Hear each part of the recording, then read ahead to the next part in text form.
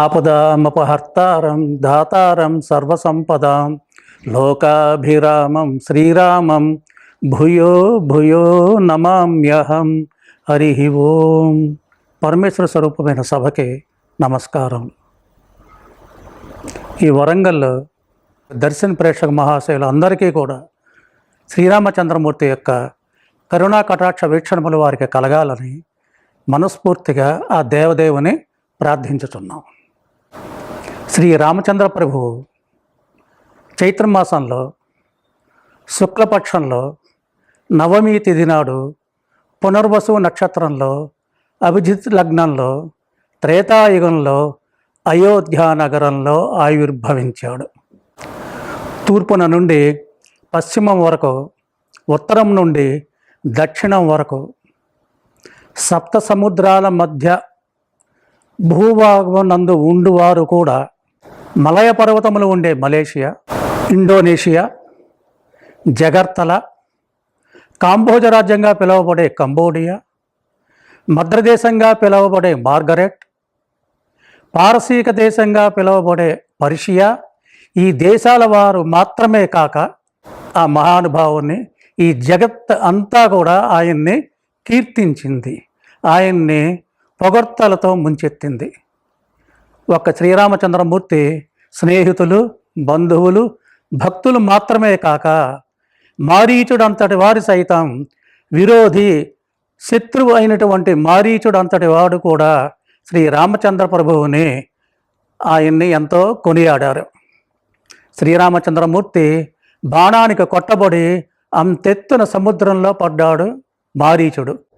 రామమూర్తి శబ్దం వింటేనే గిజగిజలాడిపోయినాడు మారీచుడు. అటువంటి మారీచుడు రామో విగ్రహాన్ ధర్మ అని చెప్పి ఆయన్ని పొగడ్తలతో ముంచెత్తాడు. రావణాసురుణ్ణి నీవు అబద్ధం చెప్పావు, నీవు నిజం పలకలేదు, నీవు రామచంద్ర ప్రభువుని తండ్రి చేత మెడపెట్టి గంటించబడ్డాడు అని చెప్పావు, అది అబద్ధం. శ్రీరామచంద్రమూర్తి తండ్రి మాటకు కట్టుబడి అరణ్యాలకి వెళ్ళినటువంటి ధర్మప్రభువు. అందుకే ఆయన దేవుడు, ఆయన సత్యవాక్య పరిపాలకుడు. తండ్రి మాటను లోబడి అరణ్యాలకి వెళ్ళినటువంటి ధర్మప్రభువు. ఇక్కడికి విచ్చేసినటువంటి ఈ దర్శన్ వరంగల్ ప్రజలందరూ కూడా ఈ రోజున వారికి అందరికీ అనేక ధర్మశాసనాలు అన్నీ కూడా వారికి అందజేస్తున్నాం. ఇటువంటి పుణ్యదినాన ఇటువంటి ధర్మమూర్తికి మన అందరం ఏమి చేయాలి, ఏమి చేస్తే ఆయన సంతోషిస్తాడు అని కనుక మనం అనుకుంటే ఆ మహానుభావుని శ్రీరామనవమి రోజున వేకోజామునే నిద్రలేవాలి, సూర్యోదయానికి ముందే తలారా స్నానం చేయాలి. వారి వారి పరిమితులను బట్టి వారు ఇంత బొట్టు, ఊర్ధకుండ్రములో విభూదో రాసుకోవాలి. వాళ్ళ ఆచారాలను బట్టి సంధ్యావందనాలు చేసుకోవాలి.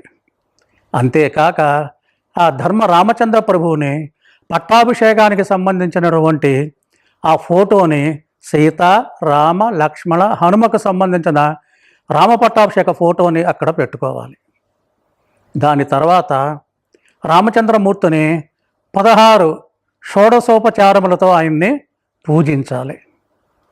అంతేకాక పంచామృతాలతోనూ జలాలతోనూ రామచంద్ర ప్రభువుని మనం అభిషేకించాలి. అష్టోత్తర శతనామములు అని ఉంటాయి. అష్టోత్తర శతనామములు అంటే అష్ట ప్లస్ ఉత్తరం.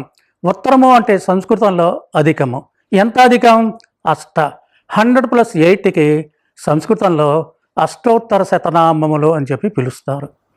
ఈ విధంగా అష్టోత్తర శతనామములతో శ్రీరామచంద్రమూర్తిని మనము పూజించాలి, అభిషేకించాలి. వాటితో పాటుగా మనం చేతిలో ఇన్ని అక్షంతలు, పుష్పములు, 108 తులసి దళాలు లేదా 1008 తులసి దళాలతో ఆయన్ని మనం పూజించాలి. ఆ మహానుభావుని రామరక్షా స్తోత్రం అని ఉంటుంది, దానితో కూడా ఆయన్ని మనం కీర్తించాలి, అభిషేకించాలి. తర్వాత ఆ మహానుభావునికి మనం చేయవలసిన నైవేద్యం ఒకటి చేయాలి. అది మనకి పెసరపప్పుతో కూడినటువంటి పదార్థం. తర్వాత పానకం. ఆ పానకాన్ని కూడా యాలకులు మొదలైన సుగంధ ద్రవ్యములతో, మిరియాలు వాటితో కలిపి ఆ మహానుభావానికి నివేదించిన తర్వాత ఇక్కడ వచ్చినటువంటి భక్తులందరికీ కూడా వాటిని మనం ఇవ్వాలి. మనం కూడా వాటిని భక్తితో స్వీకరించాలి. ఈ శుభదినాన, ఆయన ఆవిర్భవించినటువంటి ఈ శుభదినాన బృహస్పతి ఏమి చెప్పారు అంటే, ఆయన దేవతలు ఆవిర్భవించినటువంటి రోజునే ఆయనకి కళ్యాణం కూడా చేయాలని చెప్పి దేవగురు అయినటువంటి బృహస్పతి చెప్పారు. అది మంత్రశాస్త్ర నియమం కూడా. అందుకని శ్రీరామచంద్రమూర్తి ఆవిర్భవించినటువంటి రోజునే మనం కళ్యాణం జరుపుకోవటం ఆనవాయితీగా వస్తున్నది. అంతేకాదు, ఇటు భద్రాచలంలో కానీ, కొండమిట్ట ఉన్నటువంటి రామాలయం కడపలో కానీ, ఆ కాలం నుంచి ఈ కాలం వరకు కూడా మనము ఆయన ఆవిర్భవించినటువంటి రోజునే మనం కళ్యాణోత్సవం మనం జరుపుకుంటాం. ఇవన్నీ అయిన తర్వాత దేవాలయానికి వెళ్ళాలి. దేవుడి చుట్టూ ప్రదక్షిణలు, మనం గుడి చుట్టూ ప్రదక్షిణలు చేయాలి. గుడి చుట్టూ ప్రదక్షిణలు చేసిన తర్వాత అక్కడ వచ్చినటువంటి భక్తులందరితో కూడా మనం కీర్తనలు పాడాలి. శ్రీరామ నీ నామం ఎంతో రుచిర అని కానీ, రామనామము రామనామము రమ్యమైనది రామనామం అది కానీ, ఇటువంటివి మనం శ్రీరామచంద్రమూర్తి ఎడల భక్తి శ్రద్ధలతో వాటిని మనం పాడాలి. కళ్యాణోత్సవంలో కూడా మనం పాల్గొని కనులారా పాల్గొనాలి. ఆ కళ్యాణోత్సవాల్ని మనం చూడాలి.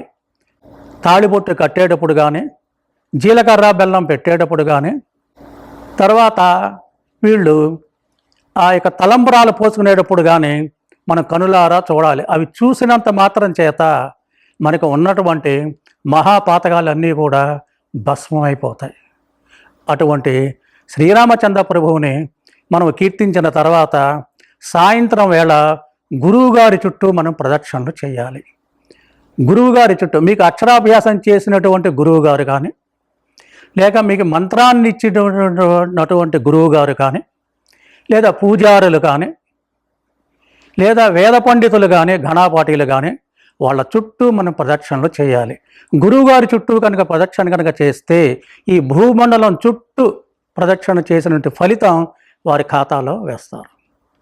అంతేకాదు, మనకి ఆ గురువు గారికి కట్టుకుంటానికి వీలుగా ఉండేటటువంటి నూతన వస్త్రములను, స్వయం పాకాన్ని, దక్షిణ తాంబూలాలతో ఇచ్చి వారి పాదపద్మములకు నమస్కరించి వారి చేత ఆశీర్వచనం కనుక తీసుకుంటే వారికి ఇక పునర్జన్మ ఉండదు.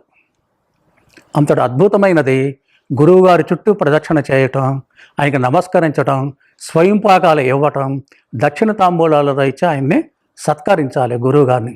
అందుకే గురు బ్రహ్మ, గురు విష్ణు, గురుదేవో మహేశ్వర, గురు సాక్షాత్ పరబ్రహ్మ తస్మై శ్రీ గురువే నమః అని త్రిమూర్తులు సైతం గురువుగారికి అంతా కూడా ఇచ్చారు.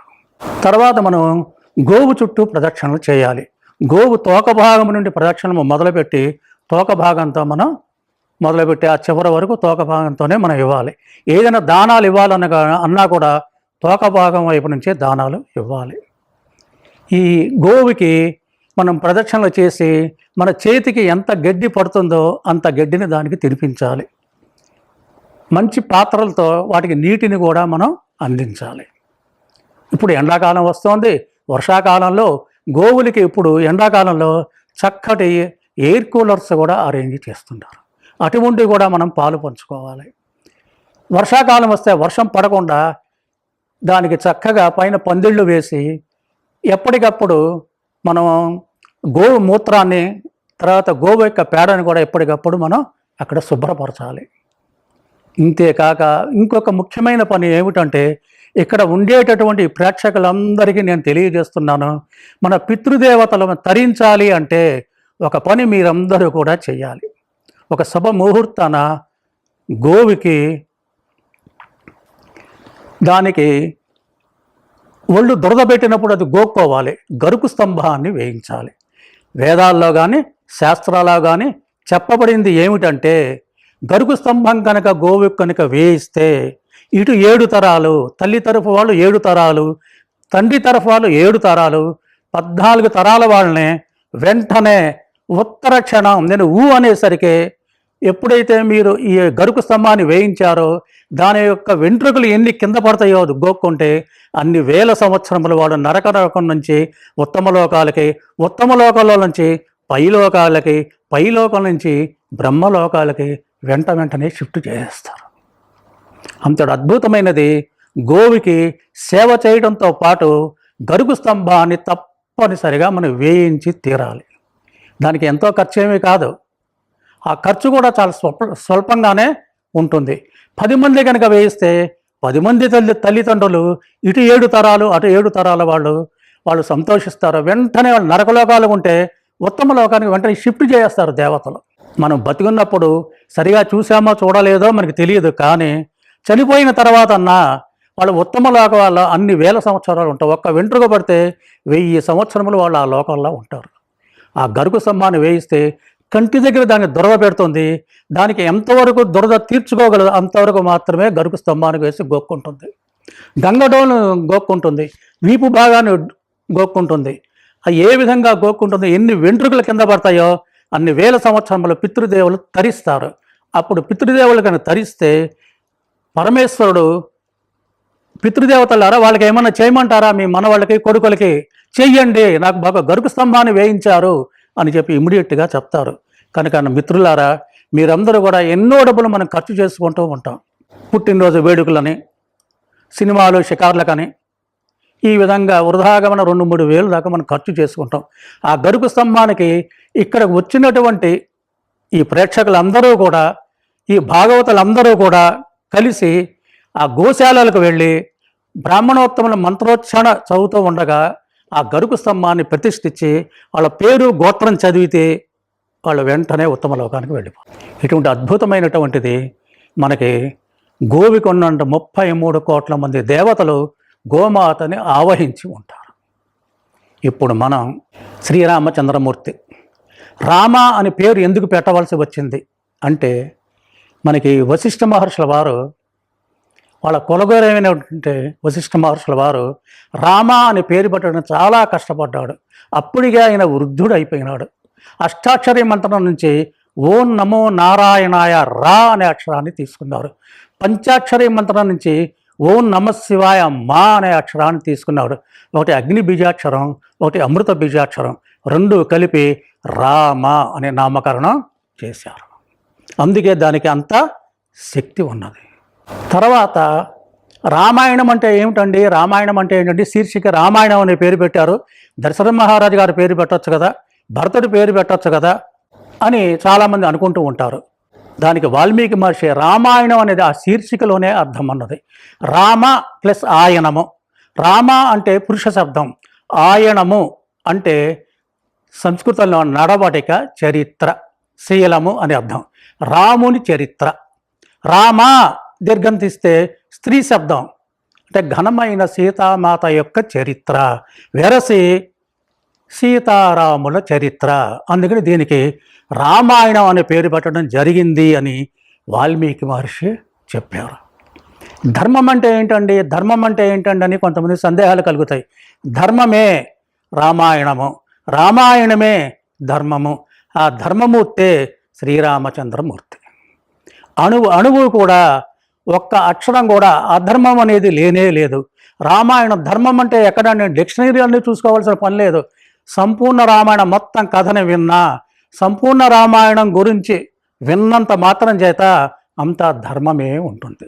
చిట్ట చివర వాల్మీకి మహర్షి అంటారు, రామనామము రమ్యమైనది, అది మన హృదయాల్ని మనల్ని కదిలించేది, చిట్ట చివర మనకి మోక్షాన్ని ఇచ్చేది. అందుకని దీనికి రామాయణం అనే పేరు పెట్టడం జరిగింది.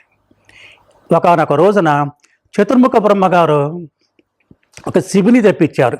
శిబి అంటే త్రాసు, తక్కెడ అని అర్థం. ఒక శిబిలో ఈ 14 లోకాలలో చేసినటువంటి పుణ్య ఫలితాలన్నిటినీ ఒక శిబిలో వేశారు. 14 లోకాలంటే భూలోకం, భువనలోకం, స్వర్ణలోకం, మహర్లోకం, జనర్లోకం, సత్యలోకం, ఈ విధంగా ఇవన్నీ ఉన్నాయి. ఇవి కాకుండా అతల వితల సుతల తలాతల రసాతల మహాతల పాతాళ లోకాలు, ఈ 14 లోకాలు చేసిన పుణ్య ఫలితాలన్నీ ఒక తక్కిడిలో వేశారు. ఒక్క రామాయణం వినటం వలన వచ్చిన ఫలితాన్ని ఒక తక్కిడిలో వేశారు. ఆశ్చర్యకరమైన విషయం ఏమిటంటే ఈ 14 లోకాలు చేసినటువంటి పుణ్య ఫలితం మొత్తం వీగిపోయింది. ఒక్క రామాయణం వినటం వల్ల వచ్చిన ఫలితం స్థిరంగా అలాగే ఉంది. అందుకని ఈ భువన భాండాలలో రామాయణాన్ని మించినటువంటి పవిత్ర గ్రంథం వేరొకటి లేదు అని బ్రహ్మగారు అంతటి వాడు చెప్పారు. అందుకే పూర్వకాలంలో 40-50 సంవత్సరాల క్రితం వరకు కూడా రామాయణం మనకి చదవటం వచ్చినా రాకపోయినా రామాయణ గ్రంథాన్ని కొని పూజా మందిరంలో పెట్టుకునేవాళ్ళు. ఆ పూజా మందిరంలో కనుక పెట్టుకుంటే ఏమవుతుంది, ఆ యొక్క రామాయణ గ్రంథం మీద ఒక పువ్వు పెట్టి పట్టాభిషేక ఫోటోనికి కనుక నమస్కరించుకున్నా, లేదా పువ్వు కూడా పెట్టడం మాకు భారం అవుతోంది అనుకుంటే రామాయణ గ్రంథాన్ని అక్కడ పెట్టి దాని మీద చేతులు జోడించి నమస్కరించినంత మాత్రం చేత 1,000,000 అశ్వమేధ యాగములు చేసిన పుణ్య ఫలితం వారికి కలిగి తీరుతుంది. అటువంటిది రామాయణ గ్రంథం. వారికి భక్తితో మనం నమస్కరించినంత మాత్రం చేత 1,000,000 అశ్వమేధ యాగములు చేసిన పుణ్య ఫలితం వారికి వచ్చి తీరుతుంది. అంతేకాదు మీ అందరికీ కూడా ఇక్కడ వచ్చినటువంటి భక్తులందరికీ కూడా దర్భలు నేను ఇప్పుడు ఇప్పించాను.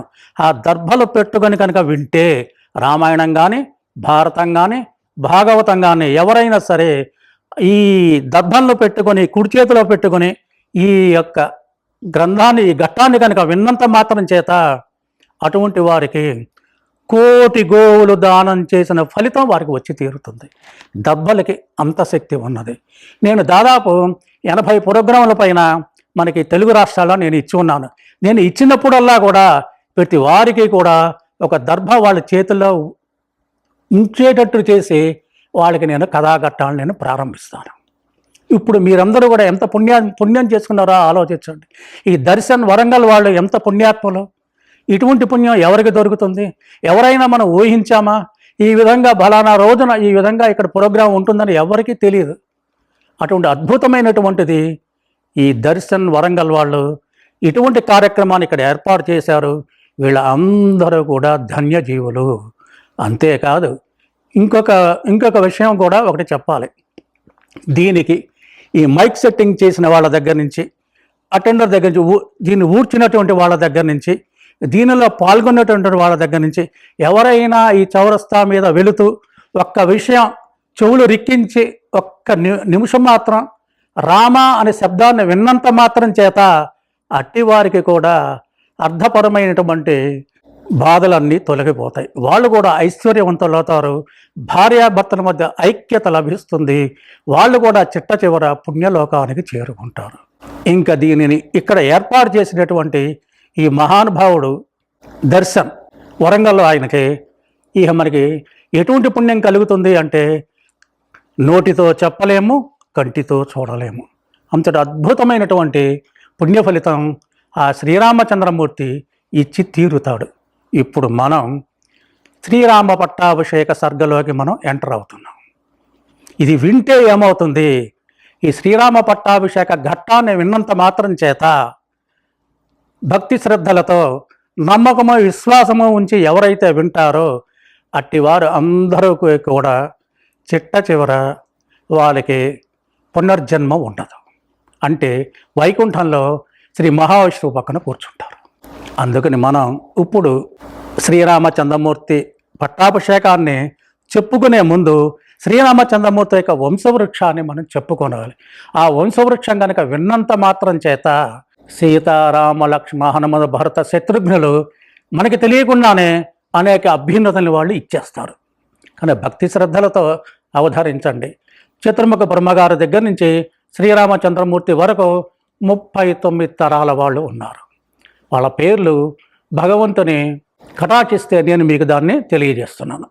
బ్రహ్మ కొడుకు మరీచి, మరీచి కొడుకు కాశ్యపుడు, కాశ్యపుని కొడుకు సూర్యుడు, సూర్యుని కొడుకు మనువు, మనువు కొడుకు ఇక్ష్వాకువు, ఇక్ష్వాకు కొడుకు కుక్షి, కుక్షి కొడుకు వికుక్షి, వికుక్షి కొడుకు బాణుడు, బాణుని కొడుకు అనరణ్యుడు, అనరణ్యుని కొడుకు పృథువు, పృథువు కొడుకు త్రిశంకుడు, త్రిశంకుని కొడుకు దుందుమారుడు, దుందుమారుడు కొడుకు మాంధాత, మాంధాత కొడుకు సుసంధి, సుసంధి కొడుకు ధ్రువసంధి, ధ్రువసంధి కొడుకు భరతుడు, భరతుని కొడుకు అసితుడు, అసితుని కొడుకు సగరుడు, సగరుని కొడుకు అసమంజసుడు, అసమంజసుని కొడుకు అంశుమంతుడు, అంశుమంతుని కొడుకు దిలీపుడు, దిలీపుని కొడుకు భగీరథుడు, భగీరథుని కొడుకు కకుస్తుడు, కకుస్తుని కొడుకు రఘువు, రఘువు కొడుకు ప్రబుద్ధుడు, ప్రబుద్ధుని కొడుకు శంకనుడు, శంకనుని కొడుకు సుదర్శనుడు, సుదర్శనుని కొడుకు అగ్నివర్ణుడు, అగ్నివర్ణుని కొడుకు శ్రీగ్రహవేదుడు, శ్రీగ్రహవేదుని కొడుకు మరువు, మరువు కొడుకు ప్రశిక్షకుడు, ప్రశిక్షకుని కొడుకు అంబరీషుడు, అంబరీషుని కొడుకు నౌషుడు, నౌషుడు కొడుకు యయాతి, యయాతి కొడుకు నాభాగుడు, నాభాగుని కొడుకు అజుడు, అజుడు కొడుకు దశరథుడు, దశరథుని కొడుకు రాముడు. ఇలా 39 తరాల వాళ్ళు పేర్లు శ్రీరామనవమి రోజున కనుక వింటే దానికి ఇంత ఇంత అని ఫలితం ఉంటుందా? నోటితో చెప్పలేము, దృష్టితో చూడలేము. ఆ మహానుభావుడికి మనం ఇప్పుడు ఇవి చేసుకున్నాము. ఇప్పుడు మనం సీతమ్మ తండ్రి అయినటువంటి జనక మహారాజు గారి వంశవృక్షం కూడా మనం తెలుసుకొని తరిద్దాం. జనక మహారాజు గారి వంశవృక్షం వాల్మీకి రామాయణాన్ని బట్టి 22 తరాల వాళ్ళు ఉన్నట్టుగా మనకి తెలుస్తుంది. వాళ్ళందరినీ కూడా విదేహి వంశస్థులు అని చెప్పి పిలుస్తారు. అందులో మొట్టమొదటి వాడు నిమి కొడుకు మిది కొడుకు ఉదావసు కొడుకు నందివర్ధనుడు, నందివర్ధని కొడుకు సుకేతువు కొడుకు దేవరాధుడు కొడుకు బృహద్దద్దుని కొడుకు మహావీరుని కొడుకు సుద్రువు కొడుకు దృష్టకేతువు కొడుకు హర్యేషుని కొడుకు మరుడు కొడుకు ప్రతిందకుని కొడుకు కీర్తిరథుని కొడుకు దేవమీదుని కొడుకు విభూదుని కొడుకు మహిద్వకుని కొడుకు కీర్తిరాధుని కొడుకు మహారోముని కొడుకు సువర్ణరోముని కొడుకు హర్స్వరముని కొడుకు జనకుడు. ఇలా 22 తరాల వాళ్ళు వీళ్ళు ఉన్నారు. జనకుడి తమ్ముడు కుశధ్వజుడు. ఆ కుశధ్వజుడే సాంకాస్య నగరాన్ని పరిపాలించారు. అది ఇక్షుమతి నదీ తీరంలో ఉంటుంది. జనక మహారాజు గారు అసలు పేరు మీకు ఎవరైనా ఇక్కడ తెలిస్తే చెప్పండి. ఎంతమంది ఆయన అసలు పేరు ఏమిటో మీరు చెప్పండి. ఎవరైనా తెలిస్తే చెప్పండి. చాలామంది ఉన్నారు తెలియనటువంటి వాళ్ళు, కనుక నేను తెలియజేస్తున్నాను. ఆయన అసలు పేరు శరధ్వజుడు. వాళ్ళ తమ్ముడు కుశధ్వజుడు, జనక మహారాజు గారి అసలు పేరు శరధ్వజుడు. ఈ విధంగా ఇటు అమ్మవారు అయ్యవార్లు పేర్లు మనం చెప్పుకున్నంత మాత్రం చేత, విన్నంత మాత్రం చేత కరుణా కటాక్షాలు ఎందుకు కలిగి తీరుతాయి. ఆ నమ్మకం మన అందరికీ ఉండాలి. ఇప్పుడు మనం శ్రీరామ పట్టాభిషేకంలోకి ప్రవేశిద్దాం. శ్రీరామచంద్ర ప్రభువు రామరావణ జరిగిన పిమ్మట ఆయన సీతమ్మ తల్లితోనూ లక్ష్మణుడితోనూ వానరరాజు అయినటువంటి సుగ్రీవునితోనూ రాక్షస రాజు అయిన విభీషణుడితోనూ వారి పరివారంతో పుష్పక విమానాన్ని ఎక్కి నంది గ్రామానికి చేరుకుంది. నంది గ్రామం ఎక్కడ ఉంది? అయోధ్య నగరం నుంచి 25 కిలోమీటర్ల దూరంలో ఉంటుంది. పూర్వకాలం అంటే 2 గంట పట్టేది అయోధ్య నగరం నుంచి అక్కడ చేరుకుంటాను. కానీ యోగిని పుణ్యమా అనే ఉత్తరప్రదేశ్ ముఖ్యమంత్రి యోగి ఆదిత్యనాథ్ పుణ్యమా అనే రోడ్లన్నీ బ్రహ్మాండంగా వేశారు. అప్పుడు 2 గంటలు పట్టేది మనకి అర్ధ గంట 40 నిమిషాల్లోనే మనం అక్కడికి వెళ్ళగలుగుతున్నాం. అటువంటి శ్రీరామచంద్రమూర్తి అక్కడికి నంది గ్రామానికి చేరుకున్న తర్వాత ఆయన నిత్య అగ్నిహోత్రికుడు. క్షురకర్మలు చేసేవాళ్ళని పిలిపిస్తారు.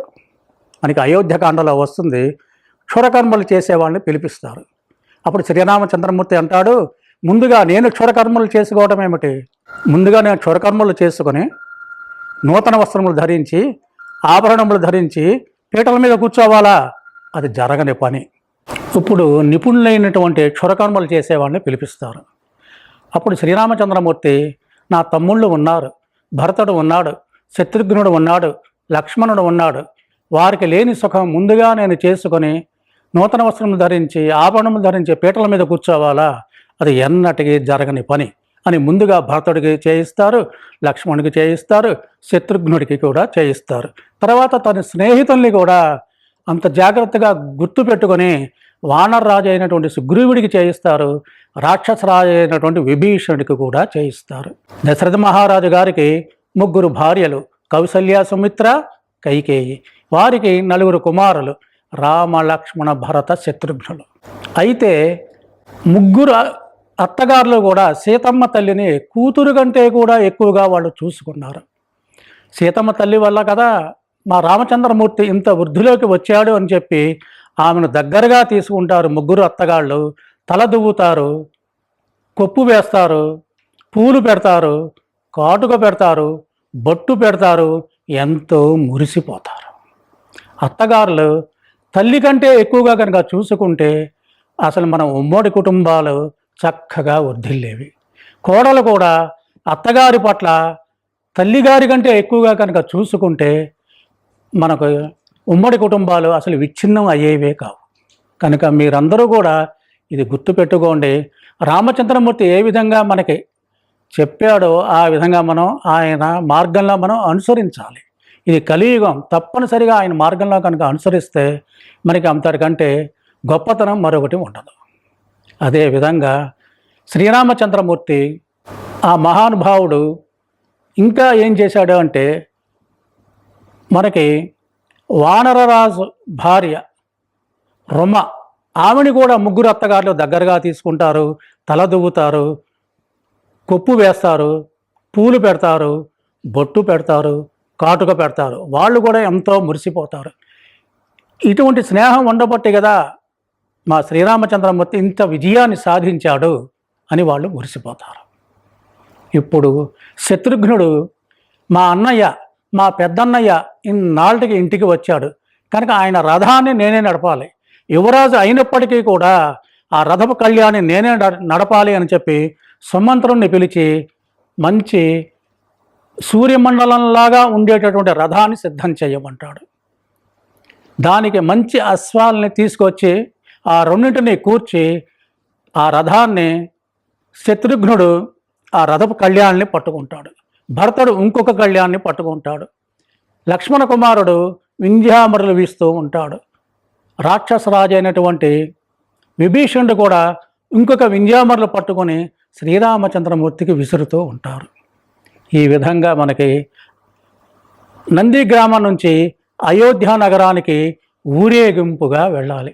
ఊరేగింపు ఏ విధంగా వెళ్ళాలి, ముందు వరుసలో ఎవరు ఉండాలి, తర్వాత వరుసలో ఎవరు ఉండాలి, ఆ తర్వాత వరుసలో ఎవరు ఉండాలి అనేది కూడా రామాయణం మనకి నేర్పుతుంది. అందుకని ముందు వరుసలో మనకి దశరథ మహారాజు గారి యొక్క శత్రుంజయము అనే ఏనుగు ఉంటుంది. ఆ ఏనుగు మీద సుగ్రీవుణ్ణి దాని మీద కూర్చోబెడతారు. వారి వెనుక తూల్య వాయిద్యములు, కరతాళధ్వనులు చేసేటటువంటి వాళ్ళు, స్వస్తి వాక్యంలో పలికే బ్రాహ్మణోత్తములు నడుస్తూ ఉంటారు. వాళ్ళ వెనుక అక్షంతలు పట్టుకొని కొందరు, వాళ్ళ వెనుక పిండి పదార్థాలను పెట్టుకొని బంగారు పాత్రలు వాళ్ళు నడుస్తూ ఉంటారు. వాళ్ళ వెనుక గోవులు నడుస్తూ ఉంటాయి, గోవుల వెనుక కన్యలు నడుస్తూ ఉంటారు, కన్యలు వెనుక సువాసనలు నడుస్తారు, సువాసనల వెనుక పురుషులను నడుస్తారు, పురుషుల వెనుక శ్రీరామచంద్రమూర్తి రథానికి ఆయన వస్తూ ఉంటాడు. తర్వాత వారి వెనుక ఊరి పెద్దలు నడుస్తూ ఉంటారు. ఈ విధంగా ఊరేగింపు కూడా ఏ విధంగా వెళ్ళాలో, ఎలా వెళ్ళాలో రామాయణం మనకి నేర్పుతుంది. అక్కడి నుంచి బయలుదేరి ఇప్పుడు సీతమ్మ తల్లి, వానరరాజు భార్య ఇద్దరూ కూడా మంచి వస్త్రములను, ఆభరణములను ధరించి నగర వీధుల్ని చూసుకుంటూ వాళ్ళు బయలుదేరి వెళ్తుంటారు. ఈ విధంగా అయోధ్య నగరానికి చేరుకుంటారు.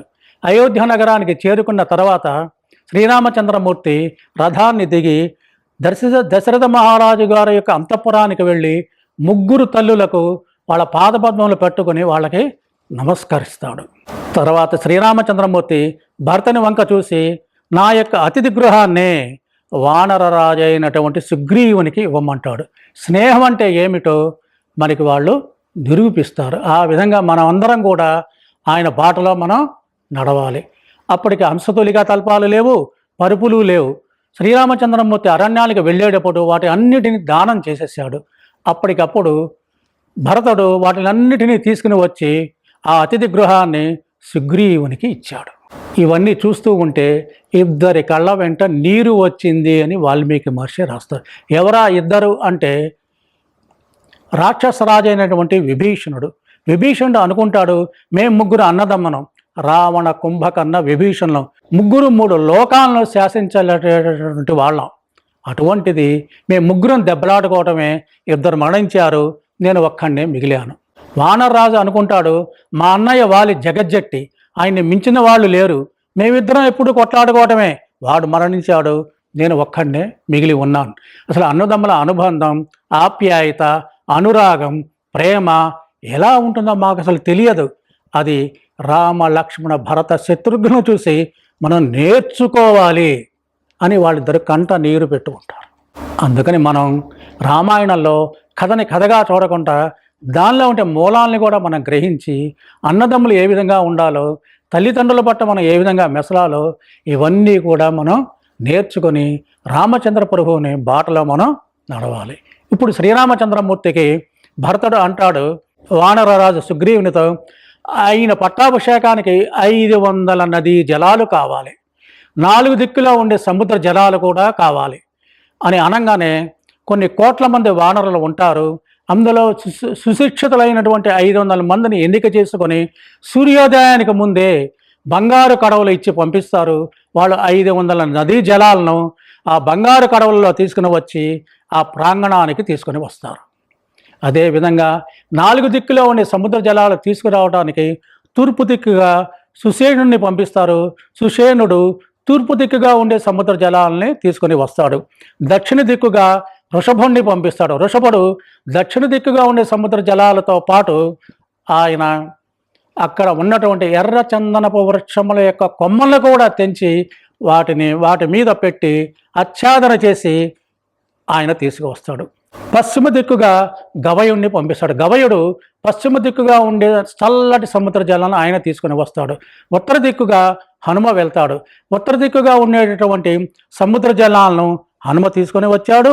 500 నదీ జలాలను తీసుకొని వచ్చేటప్పుడు కూడా హనుమ 500 నదీ జలాలను కూడా తీసుకుని వచ్చాడు. అంటే ఆయన వాయు వేగం ఎంత శక్తివంతమైనదో అది శ్రీరామచంద్రమూర్తి యొక్క దాసు కనుక భక్తి శ్రద్ధలతో వాటిని ఆయన తీసుకుని వచ్చాడు. ఇప్పుడు శాస్త్రం ఏమి చెప్తుంది అంటే మనకి వీటిల్లో ఈ సముద్ర జలాల్లోనూ 500 నదీ జలాల్లోనూ కూడా మనం ఔషధ రసములను కలపాలి అని శాస్త్రం చెప్తుంది. వశిష్ఠ మహర్షుల వారు ఔషధ రసములను తెప్పించి 500 నదీ జలాల్లోనూ 4 దిక్కులో ఉండే సముద్ర జలాల్లోనూ ఔషధ రసములను కలుపుతాడు.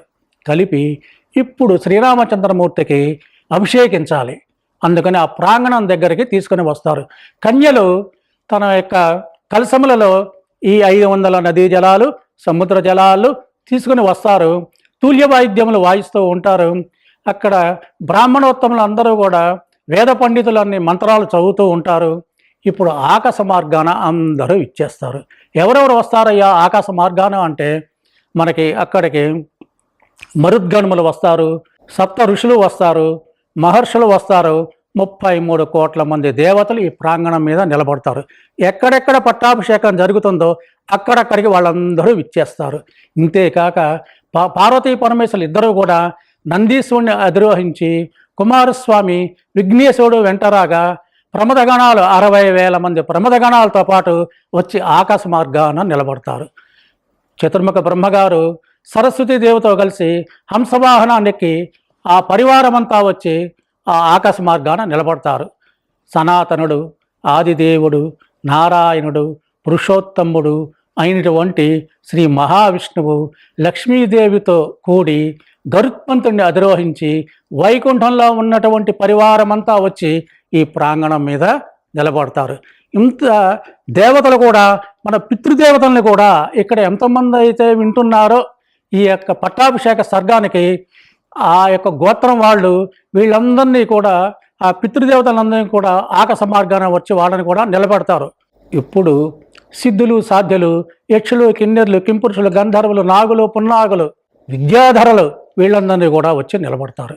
ఒక్కసారి ఈ కలశములు కన్యలు తీసుకొస్తూ ఉంటే అక్కడ బ్రాహ్మణోత్తముల మంత్రాలు చదువుతూ ఉండగా ఒక్కసారిగా వశిష్ఠ మహర్షుల వాటిని ఆ ప్రాంగణంలోకి తీసుకొని వస్తారు.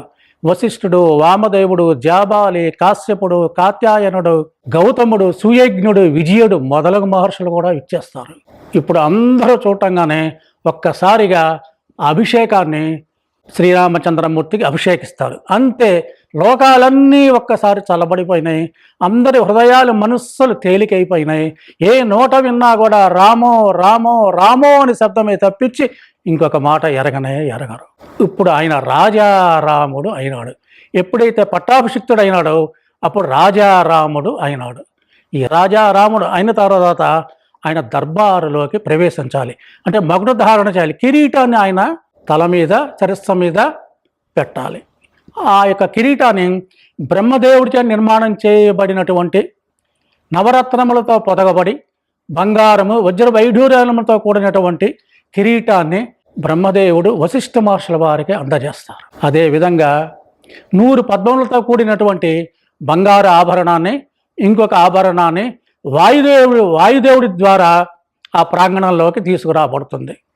ఈ విధంగా నలుగురికి 4 కిరీటాలను తీసుకుని వచ్చి ఆ ప్రాంగణం అంతా కూడా రత్నములతోనూ, బంగారంతోనూ, కెంపులతోనూ, పచ్చలతోనూ, పగడములతోనూ ఈ ప్రాంగణం అంతా కూడా అమరుస్తారు.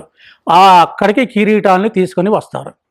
ఇప్పుడు అందరూ చూస్తూ ఉండగానే ఒక్కసారి వశిష్ఠ మహర్షుల వారు మనకి చూపిస్తున్నారు. ఆహా, ఆ రోజు అయోధ్య నగరంలో శ్రీరామచంద్రమూర్తికి ఏ విధంగా ఆయనకి కిరీటాన్ని అధిరోహింపజేశారో మనం మానసికంగా అప్పుడు వాటిని చూడాలి.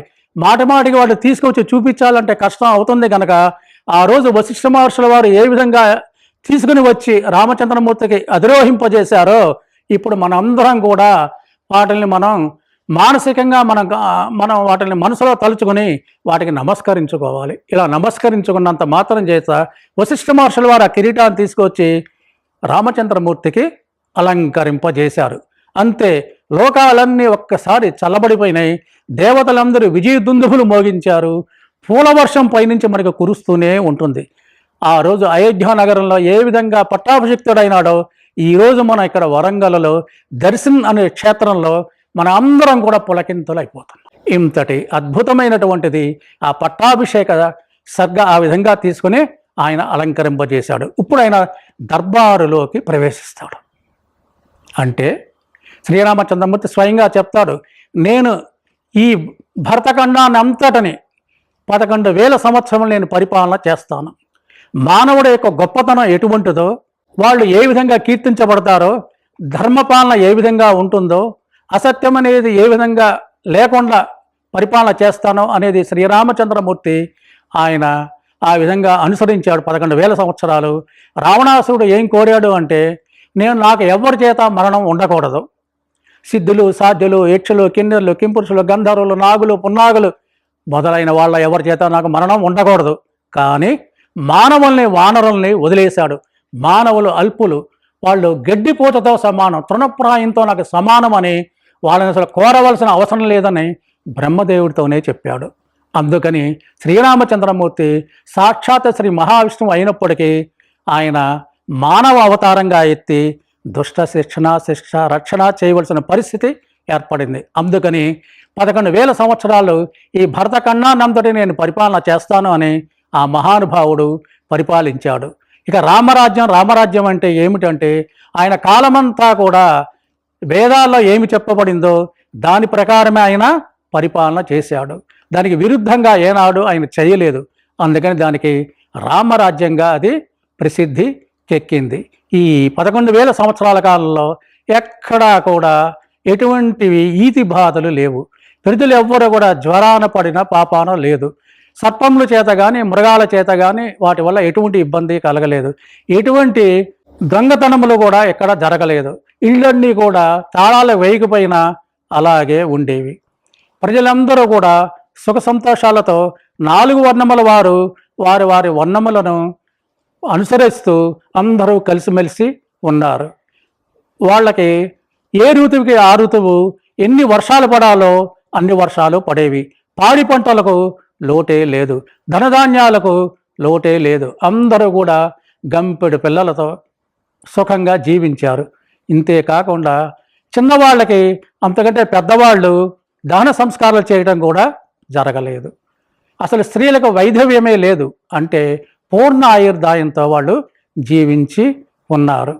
ఇంతేకాక ఈ కథని ఎవరైతే భక్తి శ్రద్ధలతో ఇప్పటి వరకు దీనిని ఎవరైతే విన్నారో వీళ్ళందరికీ కూడా ఎటువంటి ఫలితాలు వస్తాయి అంటే, వీళ్ళకి వంశాభివృద్ధి, కుటుంబాభివృద్ధి, విద్యాభివృద్ధి, ధనధాన్యాభివృద్ధి, వ్యాపారాభివృద్ధి, ఇవే కాక వీళ్ళకి దూర ప్రాంతంలో నుండే వాళ్ళు కూడా వాళ్ళ దగ్గర నుంచి మంచి వార్తలు మనం వింటూ ఉంటాం.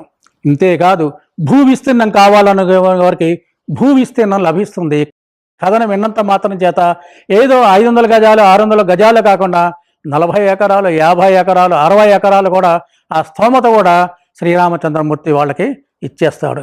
ఇంతేకాదు రాజ్యాన్ని పరిపాలించుకునే వాళ్ళకి రాజ్యాన్ని పరిపాలించే శక్తి కూడా వస్తుంది. అంటే ఈ కాలంలో కనుక తీసుకుంటే ఎమ్మెల్యే కానీ ఎమ్మెల్సీ కానీ ఎంపీ కానీ మినిస్టర్ పోస్టులు కానీ నామినేటెడ్ పోస్టులు కానీ ఎవరికి ఏవి కావాలో అవన్నీ కూడా ఎవరైతే భక్తి శ్రద్ధలతో విన్నారో వాళ్ళకి ఇవన్నీ కూడా వర్తిస్తాయి. ఇంతేకాదు ఆఖరికి ఇంకా 3 ముఖ్యమైనవి ఫలితాలు ఉన్నాయి. ఒకటి, ఈ ప్రాంగణంలో ఇంతమంది భాగవతులు వింటున్నారు భక్తి శ్రద్ధలతో, ఒక్కడు విన్నంత మాత్రం చేత ఆ కుటుంబంలో ఉన్న వాళ్ళు అందరూ విన్నంత ఫలితాన్ని వాళ్ళకి కలుగుతుంది. ఒక్కడు వింటే చాలు, ఆ గోత్రంలో వాళ్ళ వంశంలో విన్న వాళ్ళు కూడా విన్నంత ఫలితాన్ని వాళ్ళకు కూడా కలుగుతుంది. ఇంకా మనము ఈ వయసుల్లో కొన్ని వయసులో మనం చేయవలసిన కర్మలు కొన్ని చేసుకోలేకపోతాం. ఉదాహరణకి షష్ఠి పూర్తి చేసుకోవాలి, ఏదో ఒక కారణంలో షష్ఠి పూర్తి చేసుకోలేకపోతాం. అటువంటిది కథ విన్నంత మాత్రం చేత షష్ఠి పూర్తి కూడా సశాస్త్రీయంగా చేసుకున్న ఫలితాన్ని వారి ఖాతాలో వేస్తారు. ఇంతేకాదు ఆఖరిది ఇంకోటి ఉన్నది. అది ఏమిటంటే మన ఈ ప్రాంగణం మీద మన పితృదేవతలను సహా అమ్మ తరఫున 7 తరాలు, తండ్రి తరఫున 7 తరాల వాళ్ళని తీసుకుని వచ్చి ఈ ప్రాంగణం మీద నిలబెడతారు. ఆహా, నా కుమారుడు, నా కొడుకు, నా కోడలు వీళ్ళు కూడా వినటానికి ఇక్కడికి వచ్చారు అని చెప్పి వాళ్ళందరూ సంతోషిస్తారు. వాళ్ళని వెంటనే నేను ఉత్తర క్షణం అనేసరికి వాళ్ళందరినీ కూడా నరకలోకంలోంచి ఊర్ధలోకాలకు తీసుకెళ్తారు. ఊర్ధలోకంలో ఉండే బ్రహ్మలోకానికి తీసుకెళ్ళి వెంటనే షిఫ్ట్ అయిపోతారు. షిఫ్ట్ అయితే మనకి ఏమవుతుంది, వాళ్ళందరూ కూడా స్వర్గంలో ఉంటారు. అప్పుడు పరమేశ్వరుని ద్వారా వీళ్ళకి ఏమేమి కోరికలు కావాలో ఇప్పుడు ఉండే వాళ్ళకి ఆ కోరికల్ని వాళ్ళు తీర్చేస్తారు. ఇంతటి అద్భుతమైనటువంటిది శ్రీరామచేప పట్టాభిషేకాన్ని ముగించబోయే ముందు నేను ఒక్క మాట అంటాను. మీరందరూ కూడా గొంతెత్తి వెలుగెత్తి ఈ ప్రాంగణం దాటిపోవాలి, వరంగల్ సరిహద్దులు దాటిపోవాలి. నేను 3 సార్లు అంటాను, మీరు కూడా 3 సార్లు అనండి. బలం విష్ణో ప్రవర్తధాం, బలం విష్ణో ప్రవర్తధాం, బలం విష్ణో ప్రవర్తధాం అంటే శ్రీ మహావిష్ణువుకు బలము కలుగుగాక. అంటే ఆయన ఎంతో సంతోషం. ఆయనకు బలం కలిగితే ఏమవుతుంది, రావణ కుంభకర్ణాది రాక్షసుల్ని సంహరిస్తాడు. ఇప్పుడు మనం అందరం కూడా ఈ క్షణం నుంచి ఆయన ఛత్రం కిందకి వచ్చేసాం. మన బాగోగులన్నీ ఆయనే చూసుకుంటాడు. మన గుండెల మీద హాయిగా చేతులు వేసుకొని మనం హాయిగా నిద్రించవచ్చు. ఇటువంటి అద్భుతమైనటువంటిది ఈ వరంగల్ దర్శన్ వాళ్ళు ఈ విధంగా శ్రీరామ పట్టాభిషేక ఘట్టాన్ని వినిపించారు అంటే సామాన్యమైన విషయం కాదు. అది పూర్వజన్మ సుకృతం ఉంటే కానీ మనం వినలేము, ఆయన ఏర్పాటు చేయలేరు. కనుక దీనిలో పాల్గొన్న వాళ్ళందరూ కూడా, చిన్నవాళ్ళ దగ్గర నుంచి పెద్దవాళ్ళందరూ కూడా వాళ్ళకు కూడా ఉత్తమ లోకానికి వెళ్ళిపోతారు. ఇహమనందు కావాల్సిన కోరికలన్నీ కూడా నెరవేరుతాయి. స్వస్తి.